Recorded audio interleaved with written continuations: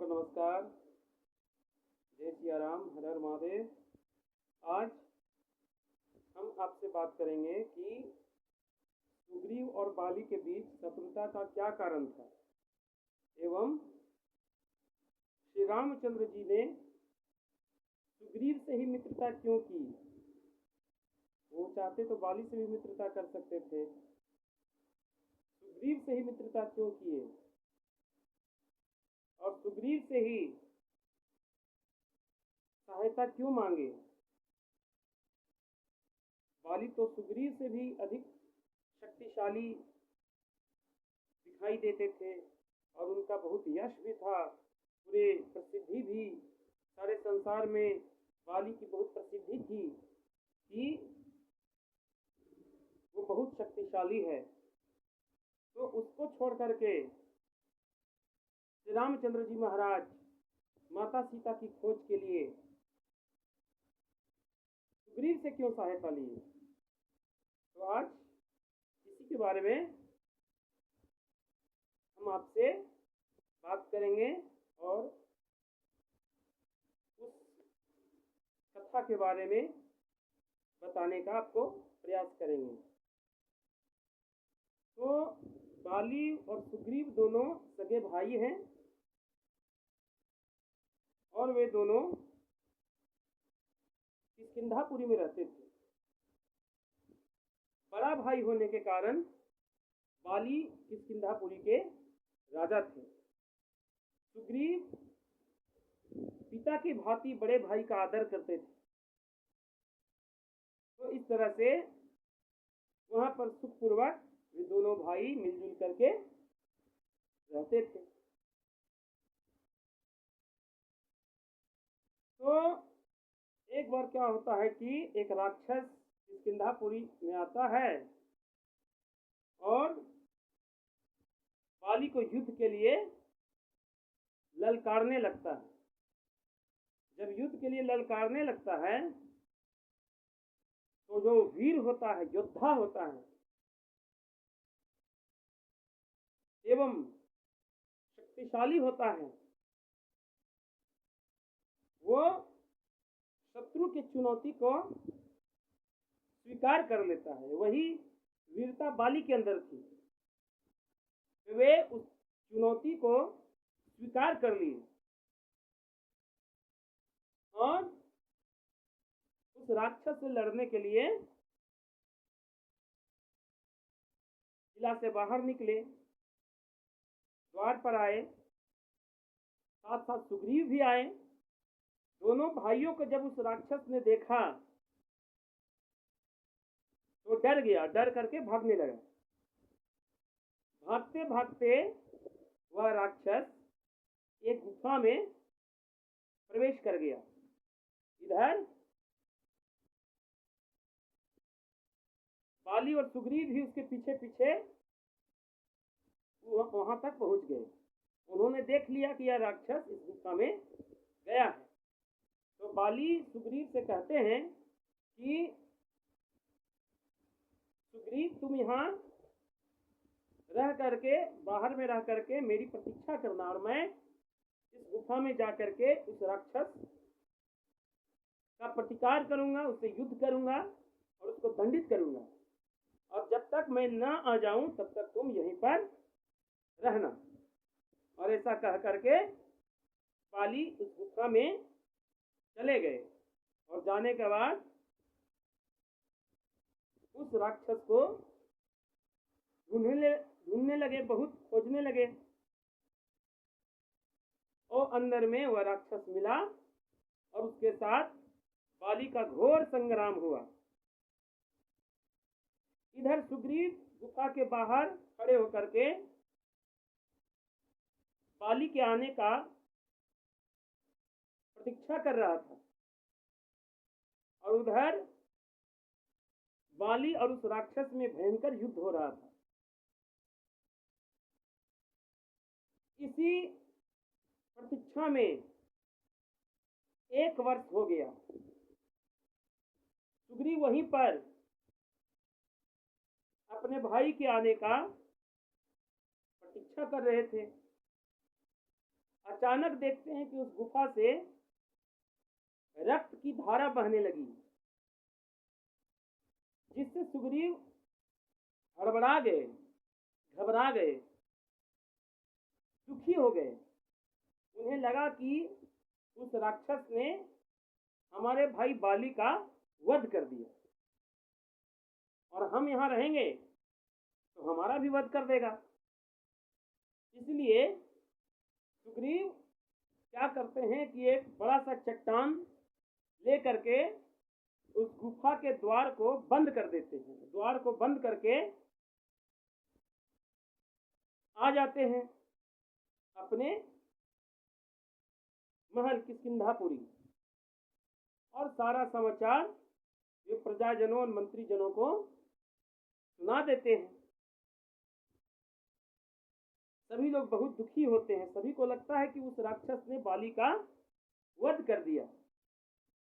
तब सभी मंत्रीजन आपस में मंत्रणा करते हैं और मंत्रणा करने के बाद में वे यह निष्कर्ष पर निकलते हैं कि जिस राज्य का कोई राजा नहीं होता, जिस देश का कोई राजा नहीं होता, तो उस राज्य पर शत्रु चढ़ाई कर देते हैं, शत्रु युद्ध करने लगते हैं और उस राज्य को अपने अधीन कर लेते हैं। उस राज्य की बहुत दुर्गति होती है, बहुत अत्याचार वहां के प्रजाजनों को सहना पड़ता है। ऐसा ना हो इसलिए मंत्रीजनों ने सुग्रीव को किष्किंधापुरी के राज्य का राजा बना दिया और वे वहां पर राज्य करने लगे। इधर बाली उस राक्षस का वध कर दिए थे और वध करके जब वे दरवाजे पर आए तो देखे कि गुफा का द्वार तो बंद है। उन्होंने बहुत प्रयत्न करके उस चट्टान को गुफा से हटाया और हटाने के बाद जब देखे कि वहां सुग्रीव नहीं है, उसको शंका हो गई कि सुग्रीव हमें छोड़ करके कहां चला गया और द्वार क्यों बंद कर दिया। लेकिन सुग्रीव तो बंद कर दिए थे कि लगता है मेरे भाई का वध हो गया है। उस राक्षस से बचने के लिए वे उस द्वार को बंद किए थे, लेकिन बाली को शंका हो गया और वे जैसे ही किष्किंधापुरी आते हैं तो सुग्रीव को राजा के पद पर अभिषिक्त देखते हैं, राज सिंहासन पर बैठे देखते हैं, जिससे बाली क्रोध से आग बबूला हो जाते हैं और आग बबूला होकर के वहीं पर क्रोधित होने लगते हैं। तब सुग्रीव जैसे ही बाली को देखते हैं तो सिंहासन से उतर जाते हैं और आकर के बाली के चरणों को प्रणाम करते हैं और कहते हैं, भ्राताश्री आप क्रोध ना करें, मैं अपनी इच्छा से इस सिंहासन पर नहीं बैठा हूं। मुझे लगा कि उस राक्षस ने आपका वध कर दिया है, इसलिए मैंने उस द्वार को बंद कर दिया था। और जब मैंने यह समाचार आकर के मंत्रीजनों से सुनाया और आपके वध की बातें बताई तो मंत्रीजनों ने कहा कि बिना राजा के राज्य का विध्वंस हो जाता है, उस राज्य पर कोई अतिक्रमणकारी आक्रमण कर देता है, इसलिए इस राज्य की रक्षा के लिए मैं अपनी इच्छा से नहीं, प्रजाजनों के कल्याण के लिए मंत्रीजनों की इच्छा से इस राज्य पर अभिषिक्त हुआ हूं। अब आप आ गए हैं तो आप इस राज्य पर अधिकार आपका ही है और मैं आपके पुत्र के समान आपकी सेवा करूंगा। लेकिन बाली बहुत क्रोधित थे और उन्होंने उसे सुग्रीव को बहुत धुतकारा, मंत्रीजनों को भी बहुत धुतकारा और सुग्रीव पर प्रहार करने लगे। उससे बचने के लिए सुग्रीव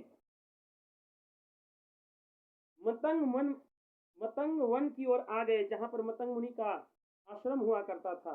वहीं पर ऋषिमुख पर्वत था।